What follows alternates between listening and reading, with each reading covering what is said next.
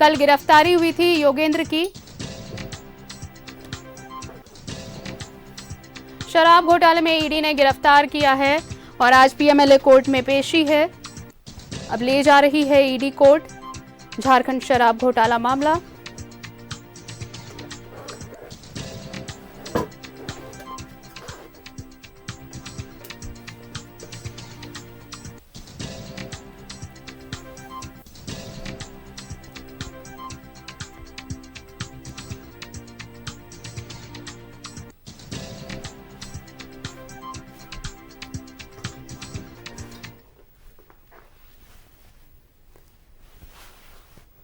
ये तस्वीर आप देख रहे हैं, पीएमएलए कोर्ट में पेशी के लिए शराब कारोबारी योगेंद्र तिवारी को ले जाया जा रहा है। गिरफ्तारी हुई थी कल और आज कोर्ट में पेशी। ये एक्सक्लूसिव तस्वीर आप देख रहे हैं, शराब कारोबारी योगेंद्र तिवारी को पेशी के लिए ले जाया जा रहा है। पेशी होनी है और देखिए, शराब घोटाला मामले की जांच जब छत्तीसगढ़ में हुई तो इसकी आंच दिल्ली तक पहुंची और फिर दिल्ली के बाद जब झारखंड में जांच शुरू की गई तो योगेंद्र तिवारी इस दौरान ईडी की रडार पर आए और उसके बाद देखिए जांच में कई बड़े घोटाले सामने आए। और सिर्फ शराब घोटाला का ही मामला हो ऐसा नहीं, बालू या फिर कोयले की तस्करी में भी संलिप्तता पाई गई, मनी लॉन्ड्रिंग का यह मामला। और उसके बाद देखिए पूछताछ हुई, लंबी पूछताछ के बाद गिरफ्तार किया गया और आज कोर्ट में पेशी योगेंद्र तिवारी की।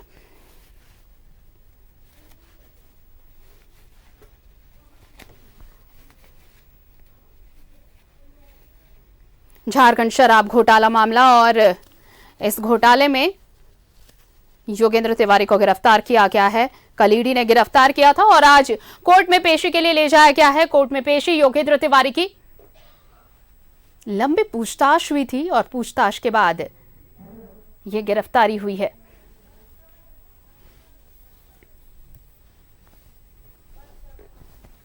क्या आप अपने माता पिता बनने का इंतजार कर रहे हैं? ओएसिस फर्टिलिटी ने लगभग 90,000 जोड़ों के जीवन में खुशियां भर दी हैं। आज ही 7825893660 पर कॉल करें। ओएसिस फर्टिलिटी के कम लागत वाले आईवीएफ उपचार की सहायता से अपना सपना पूरा करें और सभी को खुशखबरी दें।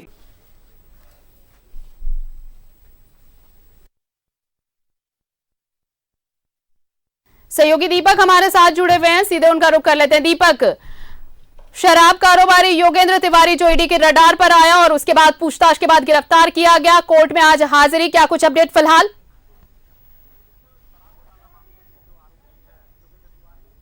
मामले के जो आरोपी है योगेंद्र तिवारी, जिन्हें कल ही ईडी ने गिरफ्तार किया था और आज उन्हें ईडी की विशेष अदालत में ईडी की टीम लेकर के पहुंच गई है और ईडी की विशेष अदालत में उन्हें पेश किया जा रहा है। अब देखने वाली बात होगी कि क्या ईडी पूछताछ के लिए रिमांड की मांग करती है। अगर रिमांड की मांग करती है तो जाहिर सी बात है कि कितने दिनों की मांग करती है और अदालत से कितने दिनों की रिमांड की स्वीकृति मिलती है, ये देखने वाली बात होगी।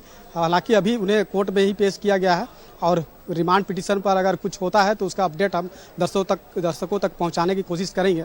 लेकिन जिस तरीक़ा से शराब घोटाला का जो मामला सामने आया था 2021 में जब नई शराब नीति बनी थी, उसी दरमियान इस मामले को लेकर के ईडी लगातार जांच कर रही थी और बीते 23 अगस्त को ईडी ने कई ठिकानों पे छापेमारी की थी। लगभग 33 लोकेशन पे एक साथ छापेमारी की थी, रांची, जामताड़ा, देवगढ़ और इसके अलावा कई अलग अलग लोकेशन पे छापेमारी की थी। और उस छापेमारी के बाद योगेंद्र तिवारी और उनके भाई अमरेंद्र तिवारी को ईडी दफ्तर समन जारी करके बुलाया गया था और पूछताछ की गई थी। घंटों कई दिनों तक पूछताछ हुई और उस पूछताछ में जो सवाल ईडी के द्वारा किया गया उसका सही तरीक़ा से कहीं ना कहीं वो जवाब नहीं दे पाया और जो दस्तावेज शराब घोटाले से संबंधित जो दस्तावेज की मांग ईडी के द्वारा की गई थी उसका भी पुख्ता दस्तावेज जो है वो नहीं दिया गया। उसके बाद कल जिस तरीक़ा से उनसे घंटों पूछताछ हुई और पूछताछ के क्रम में लगभग 7:20 के आसपास में ईडी ने उन्हें गिरफ्तार किया। गिरफ्तार करने के बाद आज ईडी की विशेष अदालत में पेश भी कर दिया गया है। पेशी चल रही है। अब रिमांड पिटीशन देती है ईडी या नहीं देती है, ये देखने वाली बात होगी। लेकिन जिस तरीक़ा से ईडी इस मामले को लेकर के जांच कर रही है और इसके साथ साथ कई अन्य मामले भी जुड़ रहे हैं और ईडी की जांच में इस बात का खुलासा हुआ है कि योगेंद्र तिवारी ना सिर्फ केवल शराब का ही कारोबार करता था, बल्कि वो कोयला का भी तस्करी बड़े पैमाने पे करता था और बालू का भी तस्करी बड़े पैमाने पे करता था, और उससे जो अर्जित आय है उस पैसे को शराब के धंधे में यूज करता था, और उससे जो पैसा इकट्ठा होता था उसे अन्य तरीका से सेल कंपनी के माध्यम से खपाने का काम जो है उनके द्वारा किया जाता था। इसके साथ ही साथ आप देखेंगे जो ईडी की जो जांच में जो बातें आई है कि वो राजनेता और अधिकारियों के भी ब्लैक मनी को जो है वो इन्वेस्ट कहीं ना कहीं शराब के धंधे में या फिर अन्य सेल कंपनियों के माध्यम से करने की जो है कोशिश उनके द्वारा होती थी। अब वैसे में जब तमाम बिंदुओं पे जब ईडी जांच करेगी, पूछताछ करेगी, अगर रिमांड पर लेकर के पूछताछ करेगी तो ये बात ईडी जानना चाहेगी कि आखिर उनके द्वारा जो इन्वेस्टमेंट जो किया गया पैसों का, उसमें अगर किसी अधिकारी या राजनेता का पैसा है तो कौन लोग हैं। तो वैसे में अन्य जो चेहरा जो अब तक ईडी के सामने नहीं हुए हैं, इस मामले में जिनकी चर्चा बेपर्दा नहीं हुई है, तो वो लोग भी सामने आ सकते हैं। तो इसको लेकर के लगातार ईडी के द्वारा जांच चल रही है, पूछताछ भी होगी, और इस मामले को लेकर आप देखेंगे तो शराब घोटाला का झारखंड प्रदेश में ये पहला गिरफ्तारी है।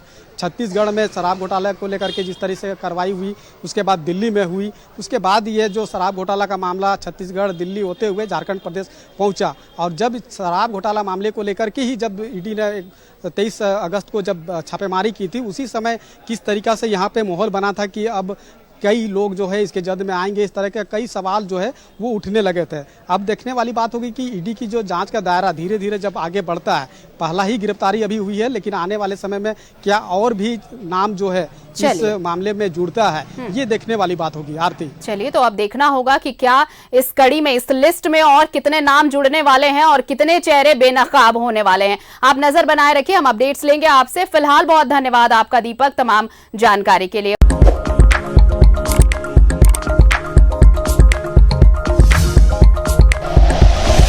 Like and share videos, subscribe करें हमारा चैनल और प्रेस करें बेल आइकॉन। न्यूज़ 11 भारत, सच है तो दिखेगा।